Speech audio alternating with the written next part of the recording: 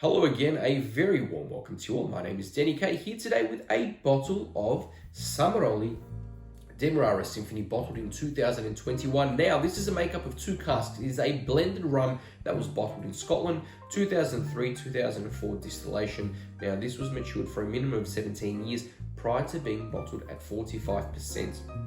I've spoken about the legendary Silvano Samaroli previously, so what I'll do is, in order to try and keep this video rather short and sharp, I'm going to talk about purely this bottle here. I will say, this really caught me by surprise. I've had a few rums with some age in them recently, and they had quite a dark color on them. This does not. Now, we can talk about it in another video, because I did say I'll try to keep this short and sharp color, because sometimes it can be deceiving. I know that we all say color is not everything. However, when you see a naturally dark whiskey, before people try it, the first thing they say is, oh wow, look at the color on that. This is really deceiving. There is so much going on in this particular rum. Now, you can see there that there is not a lot of color to it, but that takes absolutely nothing away from it. Very deceiving, as I said.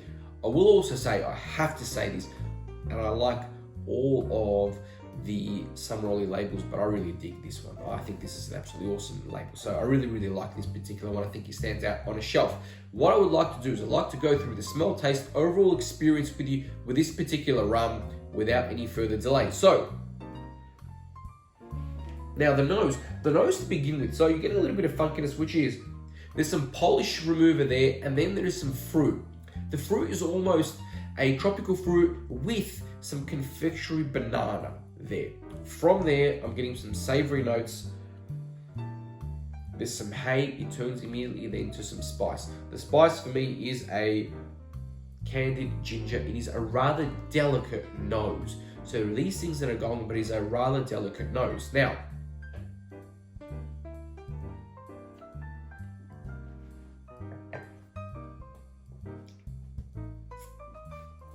I will say, this is the thing that really impressed me with this particular rum. The nose and taste is almost like a mirror opposite. It is a weighty, there's a really lovely heaviness to the taste, and the spice comes at you immediately. There's some ginger, some candied ginger, some paprika, absolutely yes. Then from there, what I'm getting is I'm getting those savory notes, hay, and some sweetness now that comes in. The sweetness for me is some fruit. It is a confectionery type of sweetness. The finish for me is a medium length, but as I said, the complete opposite, right?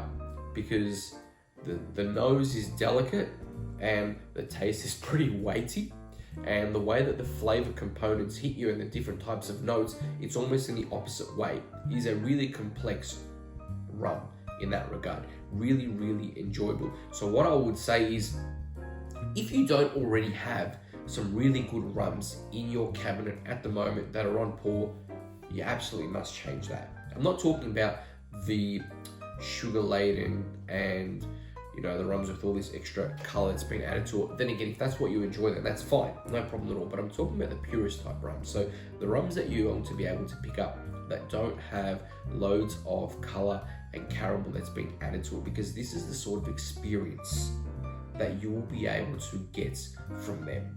So I would say every cabinet should have a few of those. Rum hits the mark for me when there are those nights, and I know we all have them. You're not sure exactly what you feel like. Not sure if I feel like a whiskey, not sure if I feel like a brandy, and a rum will hit the spot for me, both during summer and also during winter. So something like this is absolutely perfect. I really am enjoying this one. So my thoughts on this are super duper positive.